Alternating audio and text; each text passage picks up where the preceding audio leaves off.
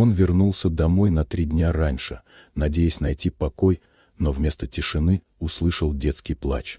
Миллиардер, привыкший к идеальному порядку, застыл на пороге кухни. Его домработница стояла у стола с 2 младенцами на руках, крошечными, беззащитными, прижатыми к ней, словно к последнему убежищу. «Что здесь происходит?» Голос Джонатана резанул в воздух. Ребекка вздрогнула, но не отступила. «Простите, сэр, я не ждала вас раньше. Это дети моей сестры».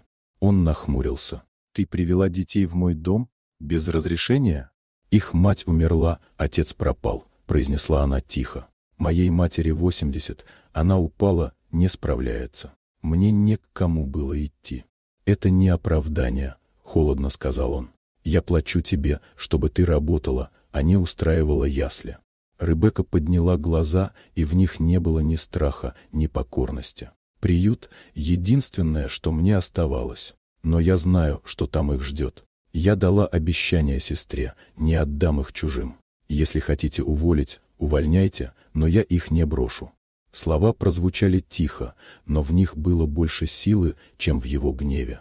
Джонатан сжал кулаки. Он был человеком правил, дисциплины, логики. Но сейчас перед ним стояла женщина, которая нарушила все его принципы ради 2 жизней. 3 дня, произнес он наконец. И ты даже не подумала сказать мне? Я боялась, сэр, ответила она. Боялась, что потеряю все. Младенцы заплакали. Ребекка прижала их к себе, шепча что-то ласковое. Джонатан смотрел на нее и вдруг понял, что его злость растаяла. Он не видел служанку, только мать, борющуюся за чужих детей, словно за своих. «Ты совершила ошибку», — сказал он мягче.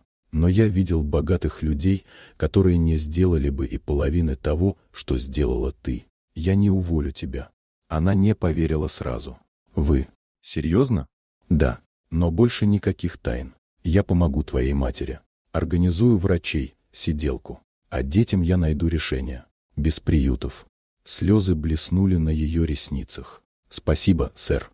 Он отвернулся, будто хотел скрыть собственное смущение. Его жизнь, идеально выстроенная и холодная, вдруг дала трещину. Через несколько дней Ребекка пришла без детей, работала молча, сосредоточенно, стараясь не подводить доверия. Джонатан наблюдал за ней из кабинета. В ее движениях была усталость, но и сила, та, что не продается за деньги. Он сдержал слово, отправил врачей к ее матери, оплатил лечение и нашел помощницу. Позже выяснилось, что отец детей жив, но исчез далеко и не собирается возвращаться.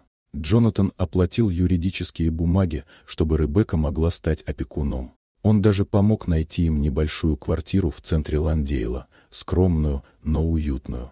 Прошло несколько месяцев. В один из вечеров Джонатан зашел на кухню.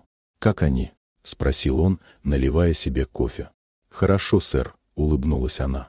«Бенни уже говорит, а Эмма пытается повторять». Он кивнул. «Рад слышать». Она посмотрела на него благодарно. «Вы изменили все». Он ответил сухо, просто сделал то, что было правильно. Но уходя, он понимал, впервые за много лет сделал что-то не ради контроля, а ради человечности. И, может быть, именно это было его настоящим богатством.